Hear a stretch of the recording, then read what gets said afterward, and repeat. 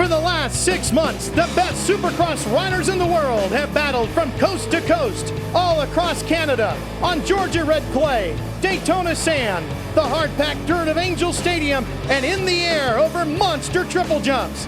Now it's time to get the party started, live from Sam Boyd Stadium in Las Vegas, Nevada. Here is our Dunlop starting grid for the Davey Coombs Senior East-West Shootout, and all the big names are in here.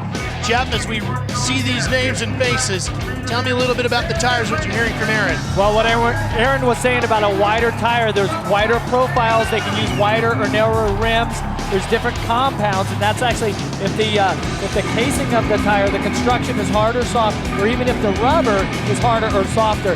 As it gets drier, you want more rubber on the ground, you want more knobs, and you want it to be softer. The tire only has to last 15 laps, and so a soft compound on top, nice and sticky, grabs that traction on the hard spots. There's Villapoto.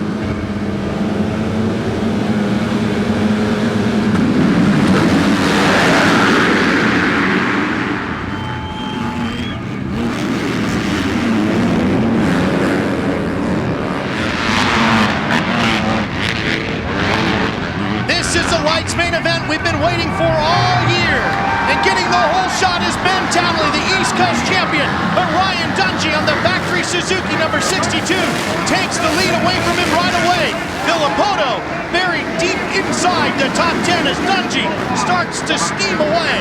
And this is just what I think Ryan Dungey needed to have a chance at winning this. His lap times were a little off earlier, but we got Villapoto outside of the top 5 right now, and Dungey with a clear track. Here we go. Aaron, what's the story with Townley? Looks like his chain's off. Well, guys, big disappointment for Ben Townley. As you can see, he's struggling right now to try to get his chain on himself. This is probably something that he never has to do, considering he's got his mechanic helping him out.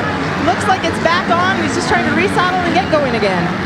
That is very odd. It's something, a rock must have got in there, because these bikes, the chain and the chain guides and everything that are built on these bikes these days, you don't see that very often. That was a stroke of bad luck. And I would think it would be safe to say in a lot of ways, Jeff, that if Josh Hill wins this, that would be an upset. Nobody would be surprised if Dungey won, however.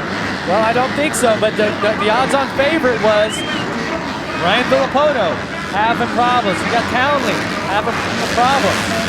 And both of them out of this one. Oh, Hill and Dungey get together. Dungey's Hill off goes the down, track. Dungey's off track. He's back on and hasn't lost a spot. Now that was an aggressive move that we seen earlier today by Hill, but that time he did not make it stick. Ends up on the ground. Okay, you see right here Hill on the Yamaha. He comes inside here, goes to take the front wheel, and Dungey just turns down into him. Aaron, we saw Villapoto go down on the opening lap. What's the story on the West Coast champion? Well, guys, I just got an update from Bones, the suspension tech over at Pro Circuit. And apparently with a collision with another rider, he ended up getting hit right in the swing arm, which ended up breaking the brake line. He's riding out there right now without any kind of brake system. It's got to be difficult for him. Jeff, how does he compensate for that? You do not compensate. If you do not have a rear brake, you do not turn fast lap times in Supercross. So much acceleration and so much braking. You're going to be rolling around. That's he's out of the race for sure. Chris Gosler, you see there on the 102, he is racing for his ride as he battles what looks like with the 52 of Tommy Hahn for 6th position right now. He said that Gosler has to have a great outdoor season, beginning with a good showing here tonight if he wants to keep that ride. Darcy Lance, by the way, who also ran for him, he's not sure where he's going to go. We see the position now change with Gosler and Hahn. There's Jason Lawrence now on the 338. He is closing in on Gosler. And he's been suffering from bad starts all night. We've seen him just really having to come from behind as he passes Gosler right now, picks up one more position. Craig Reynolds is caught up with the two champions, and Craig, I think most people thought these interviews might be done on the top steps of the podium tonight.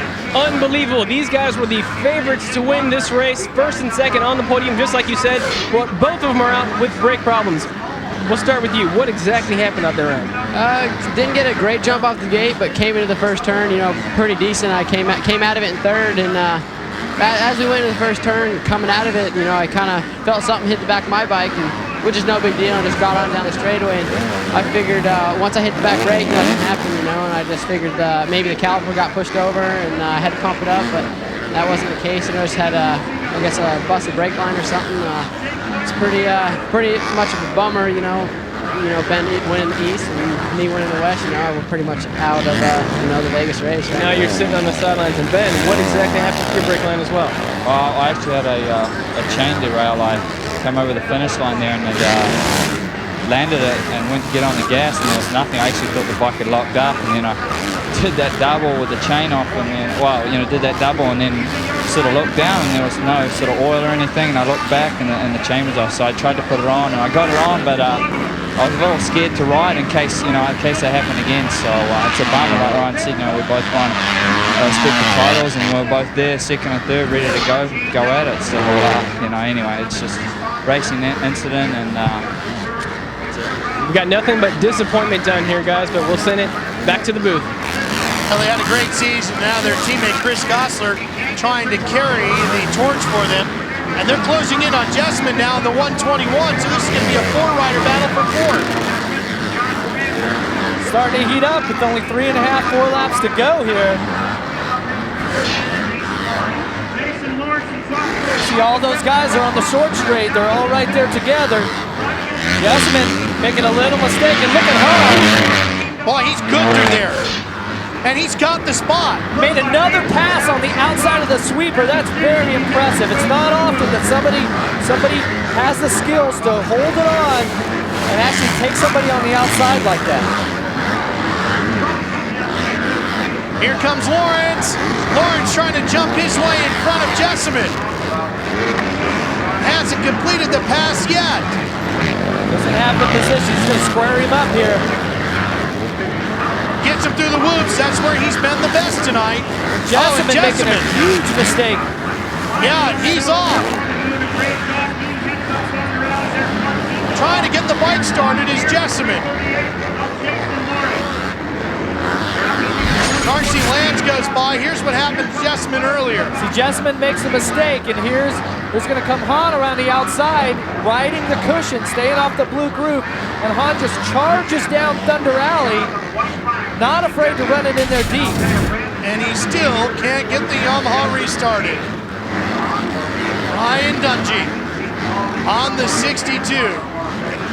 The factory Suzuki rider on his way to the biggest win of the season. It'll be his 4th victory this year, but Jeff, it will be by far the biggest one, and a lot of nice prizes for him once he crosses the finish line. Well, he definitely has had some great consolations this year. He won his first Lights main event that he ever entered. He's on his way here to winning the last one of the season.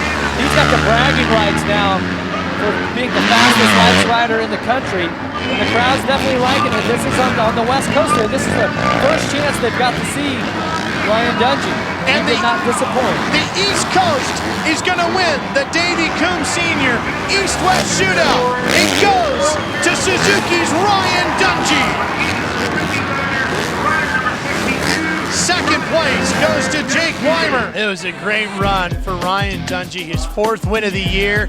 Jake Weimer, Jeff, you talked about how he really wants to start proving himself a second in the East-West Shootout's a pretty good beginning. Definitely has had some great rides here, second in the last 2 events, and Martin Davalos finishing off the season very strong. Oh, it's just unbelievable. I imagine getting a good start, but I didn't imagine having a lead like that all 15 laps. I'm just I'm wordless. It's just so cool. I'm just happy to have my family here and everybody, and just like thank Makita Suzuki for giving me this opportunity, Roger, my mechanic Tooley, Answer, Oakley,